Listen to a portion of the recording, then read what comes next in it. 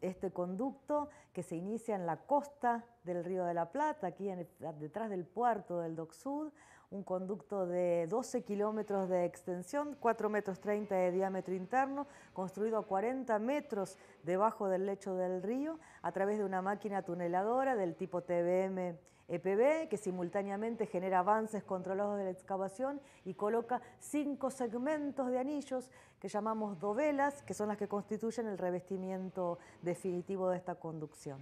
El emisario está constituido por dos grandes tramos. Un primer tramo que llamamos transporte, porque el objetivo es alejarnos de la costa lo suficiente como para solo en el último tramo generar la difusión, es decir, la mezcla íntima que pretendemos entre el efluente ya tratado, en la planta que se desarrolla en superficie, y el agua del río para aprovechar esta enorme capacidad de autosimilación y de depuración que tiene este cuerpo receptor. Ese fenómeno de la difusión se lleva adelante justamente a través de lo que se llaman difusores o risers, es decir, son tubos verticales que afloran del techo del túnel hacia el lecho del río, aproximadamente sobresaliendo 1 metro por encima del mismo. Esos 34 difusores que va a tener el tramo último de nuestro emisario, distanciados aproximadamente 45 metros uno de otro, llevan en su extremo, sobre el lecho del río, una pieza especial que se llama roseta, que lo que tiene es salidas en 6 puertos en todas las direcciones, porque lo que queremos es que la mezcla sea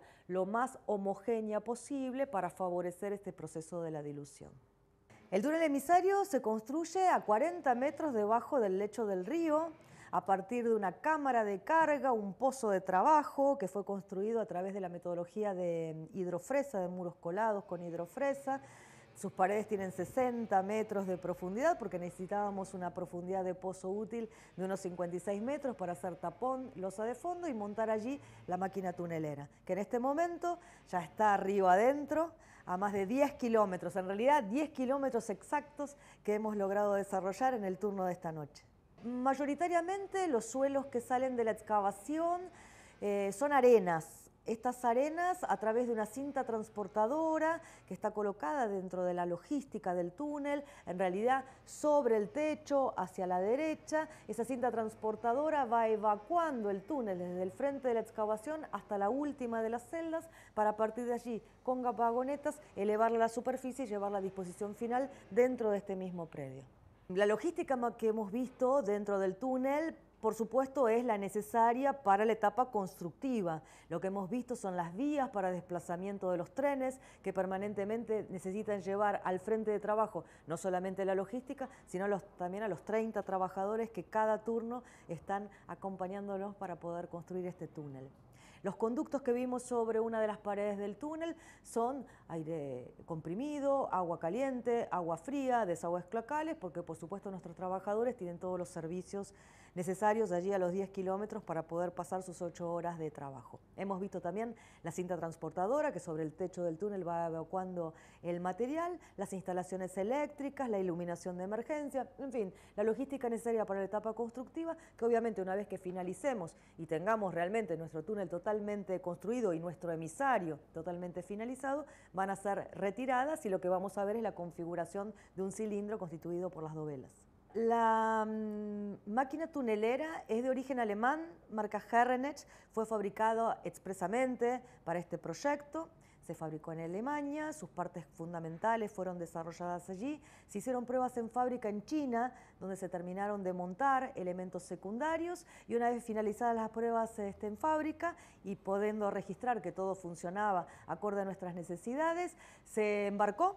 y llegó al puerto del Dock Sud hace ya 2 años. La metodología de construcción de los pozos necesarios para el montaje de la tunelera y el inicio de la construcción del túnel fueron desarrollados a través de lo que se llama metodología de construcción de muros colados con una hidrofresa. Esta máquina, que también especialmente se importó para generar esta metodología, permite a través de paneles poder ir construyendo los cilindros que han conformado la configuración original de este pozo. Esas paredes tienen 60 metros de profundidad porque necesitábamos que se enclaven en las arcillas azules para contener un sustrato firme y a partir de allí poder empezar entonces la tarea de excavación. El muro colado siempre digo que es un encofrado de lujo para poder contener y sostener excavaciones de esta envergadura. Estos pozos que hemos construido para el emisario han sido los pozos más profundos construidos en el ámbito metropolitano, hasta el momento que los construimos, por lo menos en el ámbito metropolitano. Para poder proceder a la excavación, lo que se hizo es sacar la primera capa con retroexcavadoras, porque la primera capa era de material de aporte que nosotros habíamos consolidado con nuestros rellenos, y después a través de una draga poder hacer la extracción del resto del material. Para mantener un equilibrio de las presiones, estábamos hablando de cilindros de una profundidad muy importante, lo que se hizo es inundar esos pozos, mantenerlos siempre con agua y con la draga ir sacando el material fluido.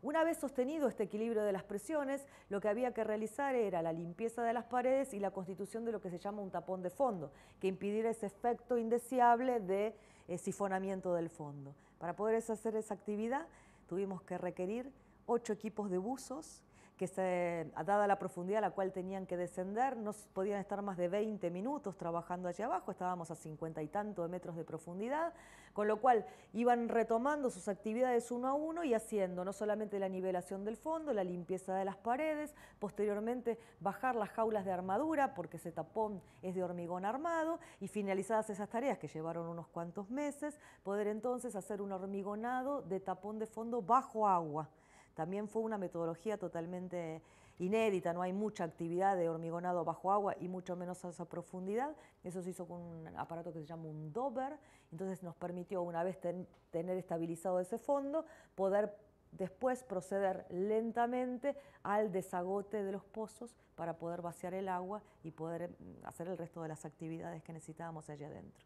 El predio del DOCSUD, donde nos encontramos ahora y que ya vemos el estado de las obras sumamente avanzados, en realidad cuando llegamos aquí al origen de los contratos era un lugar bastante inhóspito, tanto es así, para reflejarles exactamente el contexto, que a esto lo llamaban, y así figura todavía en algunas cartografías, Refulado Yarará.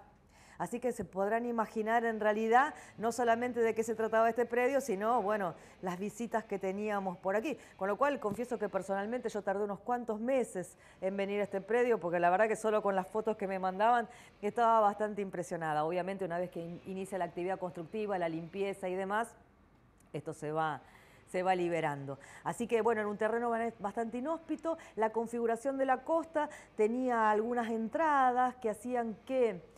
como tenemos por aquí líneas de alta tensión, son las líneas de alta tensión de EDESUR que en realidad llegan hasta Central Puerto, esto genera un cono de restricción por debajo del cual no podemos hacer construcción de obras y mucho menos plantas que tienen espejos de agua. Con lo cual la primera actividad que tuvimos que desarrollar fue hacer una defensa costera de 6 metros de altura con piedras de distinta granulometría, incluso las llamadas riprap, estas piedras de gran tamaño para combatir el embate de las olas, y poder rellenar y ganar una parte del terreno del río para tener disponibilidad de espacio suficiente para el resto de las construcciones que necesitamos aquí en este predio. El sistema completo entonces comprende una obra de transporte e intercepción, una planta de tratamiento, de pretratamiento que se desarrolla en este predio del DOCSUD, donde decimos en 2 palabras para simplificarlo, que en esa planta de pretratamiento lo que hacemos es quitarle el efluente cloacal, todo aquello que después el río nos va a ser capaz de depurar, porque el último tramo entonces es un emisario que nos va a permitir la disposición final y completar este sistema de dilución. Una vez que nuestro sistema Riachuelo esté en funcionamiento, el beneficio directo es a más de 4.300.000 habitantes, a los cuales no solamente le mejoramos la calidad de vida, claramente porque mejoramos condiciones ambientales de la cuenca, sino que además fundamentalmente reforzando nuestra capacidad de transporte, estamos mejorando significativamente nuestra calidad de prestación del servicio.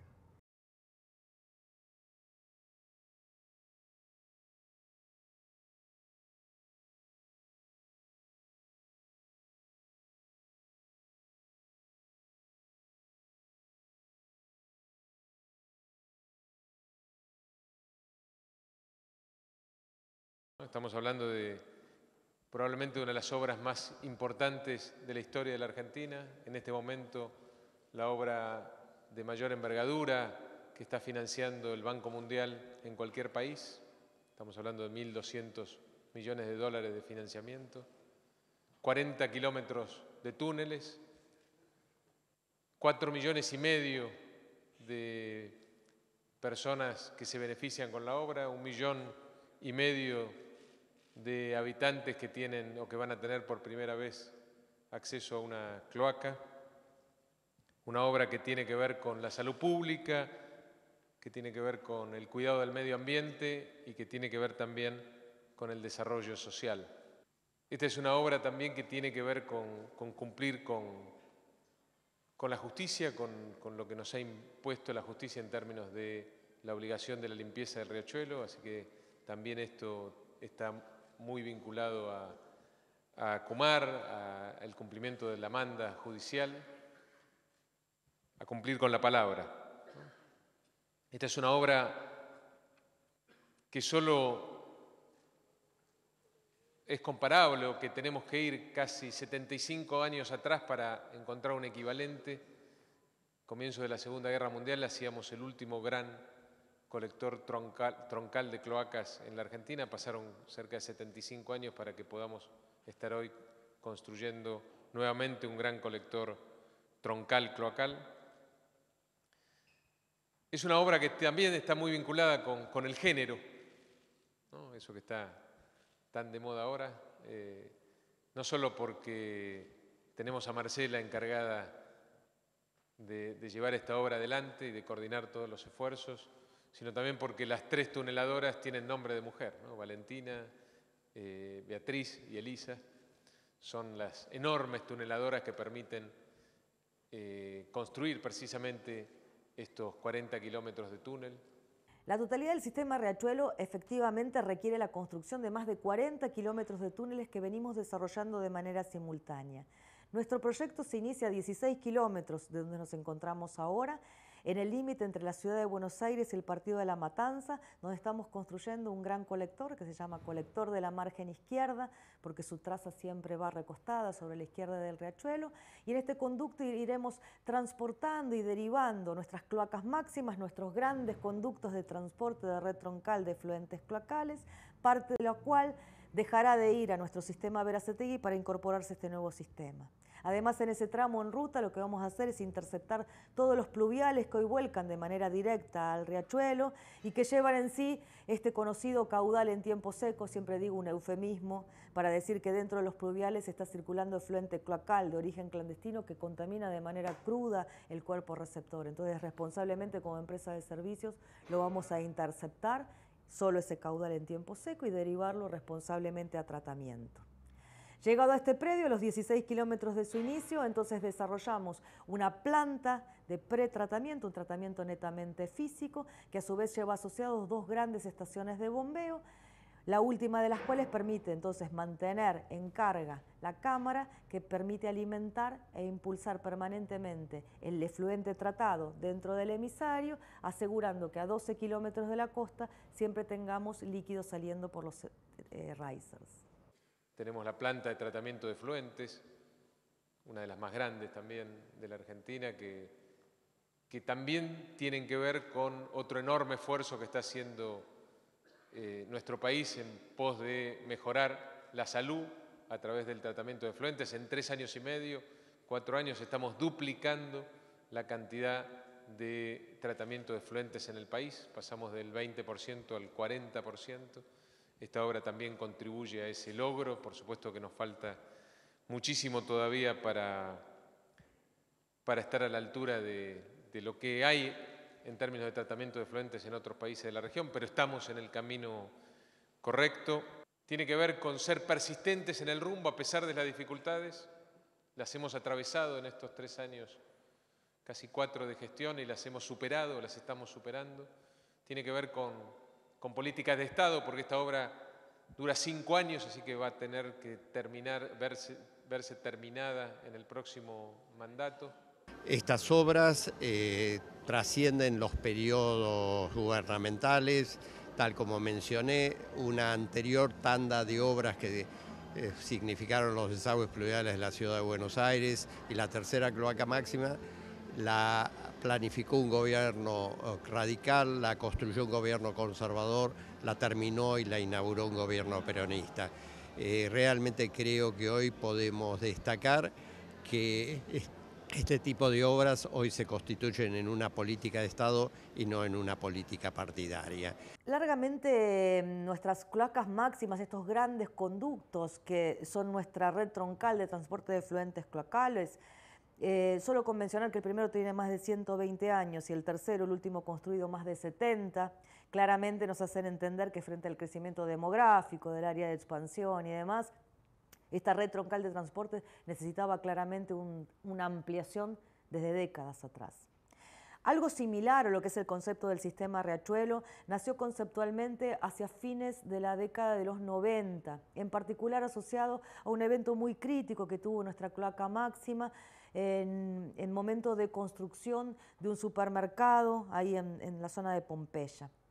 Esto generó una crisis muy grande, un colapso de una parte de nuestra tercera cloaca máxima. Para nosotros una afectación a una cloaca máxima es una crisis de dimensiones inconmensurables, esta la fue claramente, y allí entonces tomó fuerza la idea de pensar que había que hacer algo para aliviar a estos conductores y poder tener además una flexibilidad operativa con la cual al día de hoy todavía no contamos. Es allí que nace conceptualmente algo similar a lo que es el sistema Riachuelo, conocido en ese momento como PSI, Plan de Saneamiento Integral, constituido también por un gran colector, una obra de transporte, una planta de tratamiento y un emisario.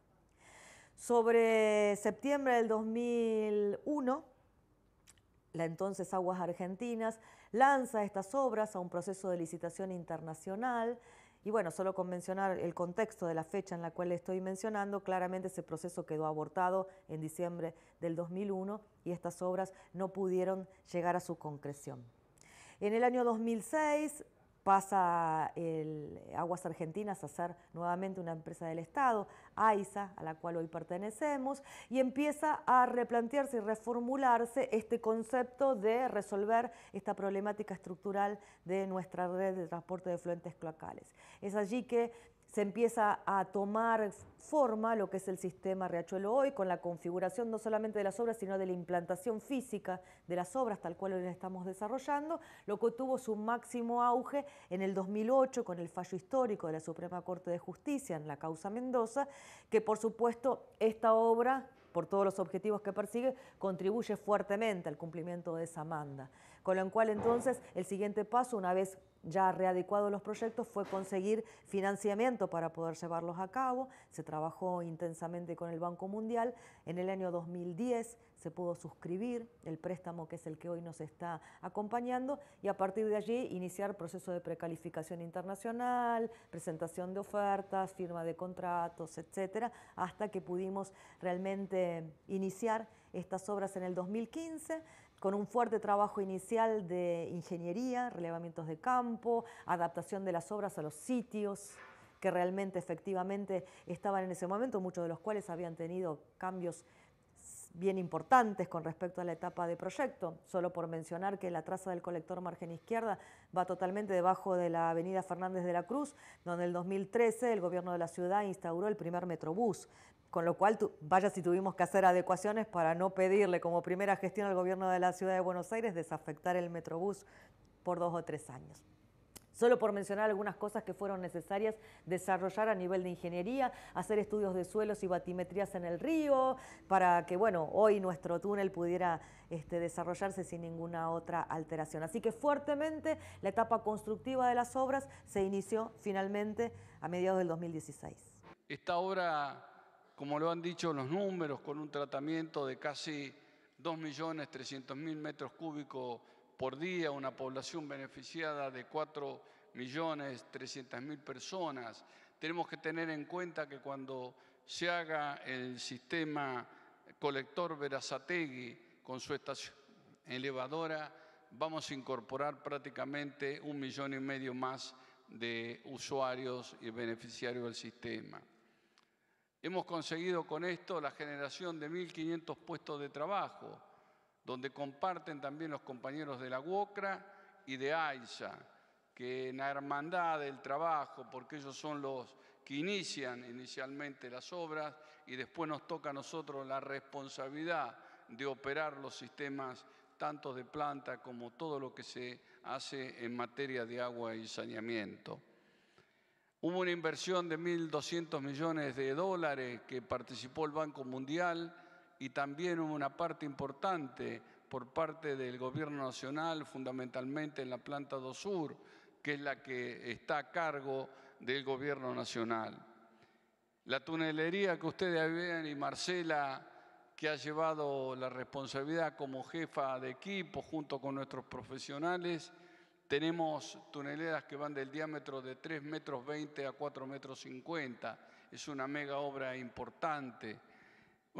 El colector margen izquierdo tiene una extensión de 14 kilómetros de recorrido. El desvío colector bajo costanera, 5,5 kilómetros. Estaciones elevadoras. El colector Río de la Plata, que lo mostraron recién, penetra 12 kilómetros dentro del Río de la Plata. ¿Esto qué hace? Aliviar todo el sistema troncal del sistema cloacal que hoy tiene AISA, que surgió, como lo dijo acá, desde la primera cloaca máxima, la segunda cloaca máxima y la tercera cloaca máxima. Esto va a beneficiar porque va a aliviar todo el sistema troncal que nace desde la zona norte, cruza por toda la capital federal y termina finalmente en Berazategui. O sea que nosotros como trabajadores estamos orgullosos, acompañamos, somos una organización gremial que mira al futuro, que piensa en nuestros trabajadores, que piensa en la empresa, que cree en los consensos, que cree en el diálogo, que cree en una Argentina que se debe unir en beneficio de todos los argentinos. Estos deben ser políticas de Estado que trasciendan a los gobiernos. Somos todavía deudores porque tenemos mucha gente en el conurbano que todavía no ha podido acceder al agua potable y al saneamiento. Y en eso estamos trabajando, porque tenemos un plan director quinquenal 2019-2023 para tratar de suplir el déficit que tienen estos compatriotas. Esto se realiza fundamentalmente con esfuerzo argentino, así que realmente también es un placer poder dar estas palabras para el canal de la UOCRA, que es un fuertísimo colaborador de AISA en la concreción de este tipo de trabajos. Hay que pensar que los trabajadores de UOCRA fundamentalmente son los que realizan las obras que contrata AISA. Así que poder ver que ya vemos el horizonte cuando esta obra esté terminada y funcionando, que va a ser a fines del año 2022, es realmente una satisfacción. Es lo que necesita la Argentina, ¿no? Pensar en grande, confiar en nuestras posibilidades. Esta obra que es impresionante, reconocida a nivel mundial, está hecha por argentinos, por obreros argentinos, por empresas argentinas que pueden mostrar el talento que tiene nuestro país y la capacidad que tenemos para llevar obras de esta envergadura adelante y con éxito.